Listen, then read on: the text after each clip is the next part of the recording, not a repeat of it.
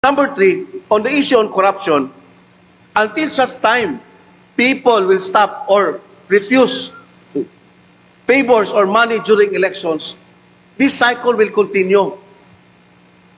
Right now, people are pinpointing to the elected officials. But during elections, sa may tabo, kapalitanay, vote buying, nagpapalit ang katawan.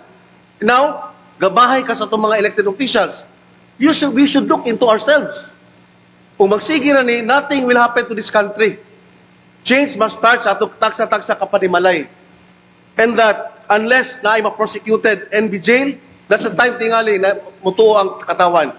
So it's a challenge to government nga na ay ma-prosecute, but a greater challenge is that during elections, people must shun away those vote buying, those favored politicians. Daghang salamat, Mr. Chair.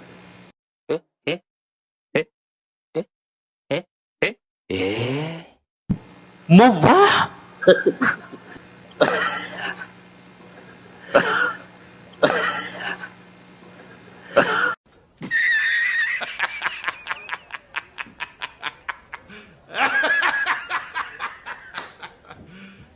You serious?